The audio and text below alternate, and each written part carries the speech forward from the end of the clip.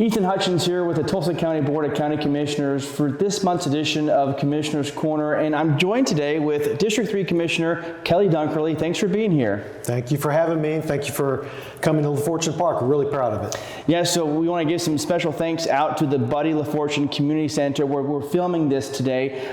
Talk about Buddy LaFortune and the impact that he and his family have had on this facility and this whole park. Well, this is the Buddy LaFortune Community Center. Also has a library attached to it as well. And the LaFortune family was just very much instrumental in the creation of this park. It has a history going back with the county, the Poor Farm, and other things. But you know, really getting to the point, the LaFortune family really was the genesis of this park and the golf course. And Buddy LaFortune was big into that and a former mayor. And so we owe a lot to the LaFortune family, and that's why their name is on this park. It's the heart of Tulsa, the heart of our park system, and we couldn't be more proud of it and got a lot to share.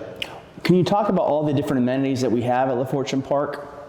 Well, we have an 18-hole championship golf course. We got an 18-hole par 3 golf course, which is actually lit at night, as well as a driving range. But not only that, we have the tennis center, which now has 6 indoor courts. One's behind us, the new one, but also a playground, a park setting. There's also baseball at one end of the park. There's a pond at the other. So there's a little bit for everyone here at LaFortune Park, right here in the heart of Tulsa.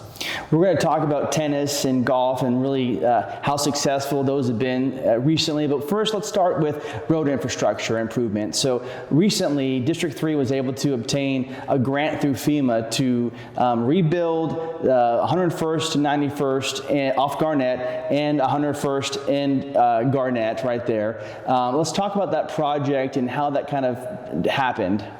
Well, there's kind of a bit of a history with this, and a lot of people are responsible for it, but it's a road project, infrastructure project. It's also flood mitigation, so we were able to fill some of the funding for it, over $8 million, a federal FEMA grant for hazard mitigation, which really is in a lot of words to say it floods. So it's a roadway that has constant flooding, has for decades, and this project has really been on the books with Tulsa County, with other partners involved for well over a decade, probably closer to 15 or plus years. And so it's really exciting for us to be successful in securing that grant through the federal government. Our federal delegation was responsible in helping us push that over the finish line. Senator Lankford, Senator Mullen, Congressman Hearn. Also, our cities, our municipal partners were a part of that. Mayor Deborah Wimpy for Broken Arrow. Also, Bixby was a part of that. City of Tulsa as well. Mayor Nichols. Others too. So a big partnership, a big hats off to many partners to make that important project go forward. And for the residents out there who are curious about what exactly is going to be happening, can you talk about what we'll be seeing in the coming months once that project gets underway? Well, the nuts and bolts of the project, and we all know that construction projects take a long time, but we have the application approved, we have the funding processes in line, so the first thing is going to be the bid process, and so we're expecting to bid this construction project in the next month. Maybe it's 5 weeks or so, but that takes another month for the bids to come back in, so we're hoping, within 60 to 90 days, a bidder is selected, approved, and hopefully construction will start maybe in May, might be in June, but it takes that long for a project this long to happen, but it's the intersection at 101st Street and Garnett. That has to be raised almost 6 feet, 5.5 feet. Yeah. And that's a tremendous amount of earth that comes in. It takes a long time for that to happen. So that intersection will be shut down for maybe 6 months, maybe even longer. But going north from 101st all the way to 91st Street, that road will be widened. So it's 5 lanes from 91st to the bridge or to the overpass, and then it's 4 lanes from the overpass south to 101st Street. And just down the road off of 101st and Mingo, there's another project that will be starting before this one.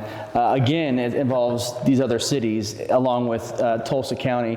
Can you talk about that project and its impact? Intersection of 101st and Mingo, as you say, it's an intersection that's really rough, and all the drivers in that area know that, understand that. You go through it, it's a bumpy ride. And then one of the reasons is because it's literally owned by, partially owned by 4 or 5 entities. You got City of Tulsa, you got Tulsa County, Bixby, Broken Arrow. So we all have a portion of that. It's just the way that the map comes down and how the annexations have happened. So we all have to sign an interlocal agreement, what we call it, or a memo of understanding, to map out exactly what's going to happen, who's going to pay for it, how, and what percentage. So once we get that done, it'll be a huge benefit to everybody in the area. Another interlocal agreement or example of one was over in Broken Arrow off 129th East Avenue and 131st.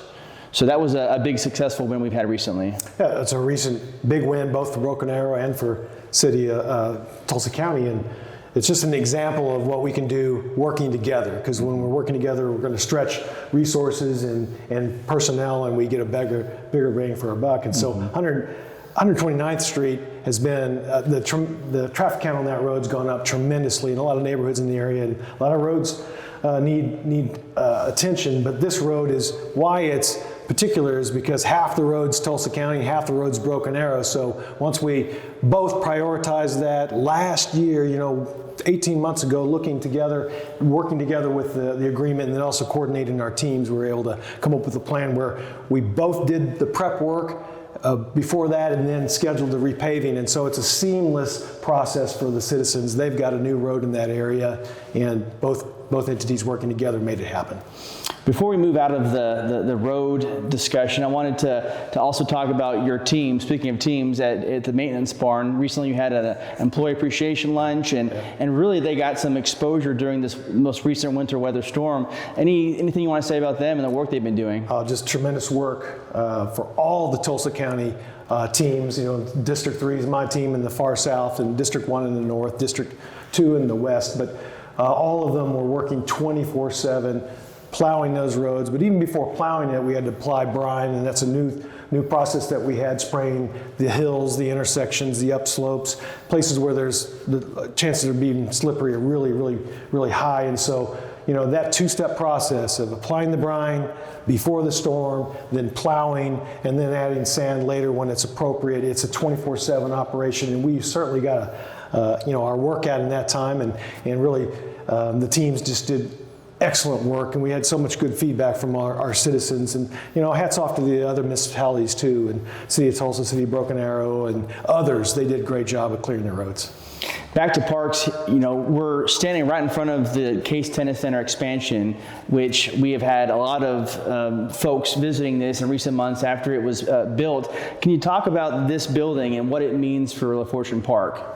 Well, tennis has been a big thing for the last almost 20 years. Melissa McCorkle is the director of our tennis operations here at LaFortune, and it's made a difference in so many people's lives. And so coming from a meager, or I'd say a modest beginning of outdoor courts, and then almost 10 years ago, the first indoor facility being built with 3 indoor courts and some other amenities attached to it, you could really see an explosion of the tennis community and the amount of people participating, all kinds of people, all walks of life, and then also youth being involved. And that's why we know that the existing program is just chock full. It's just bursting at the brim. So we knew we needed another location.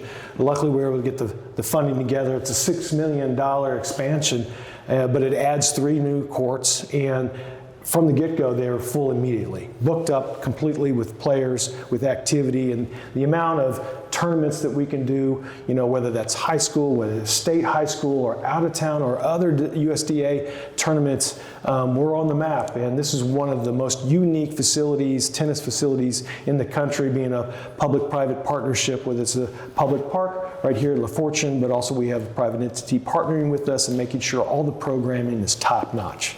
And speaking with Melissa, it's been used a lot, especially on those days where folks can't be outside playing. It's an indoor facility, so what an awesome thing for us to have here in Tulsa County. Tremendous. Even in this latest snowstorm we had tennis, almost 24/7, not quite, but it was fully used because people really wanted to get out. They wanted to be out of their homes. They wanted to recreate, and we had an indoor facility that had 6 courts, playing from dawn to dusk. Switching to golf, LaFortune Park golf course is used so often. Today is a beautiful day. There's golfers out there. What's been happening out there that's kind of improving the course as well? Well, of course, golf is an ongoing maintenance issue of just keeping up with the golf course, and we have a lot of golf here at LaFortune. 18 holes of championship golf, which we're proud of, 18 holes of par 3 golf, which is lit at night, so it gets a lot of play from during the daytime and at night, and then a lit driving range. So this is a big area. It's a big responsibility to keep it going, and we're committed to top quality. And so when it comes to golf, we are going to invest more. We have a plan. We're working on that this year, and hopefully by the end of this year, we are out to bid, and we are going to be doing planning probably a pretty big up boost in construction. Start at the end of the year, maybe in the early part of next year. But that is, substantially new sprinkling system for the entire system. And whether we can get that done in one swoop or whether it's stages, it remains to be seen. But we're committed to making that happen because the sprinkling system is 30 years old. And these things have to be maintained for us to have the high quality we do. The amount of rounds that we do at LaFortune is really staggering. So that's a really important investment that we have. But also, we know from our players, they want improved sand traps. We've had unique sand traps that were designed, but really they have a shelf life themselves. So we have to redo that, and that's another big project we're committed to doing. That's going to really take our play years into the future. And you always have to reinvest to make your parks the best they can be. Well, thank you, Commissioner. Appreciate your time. And as we always remind folks who are watching, stay connected to Tulsa County.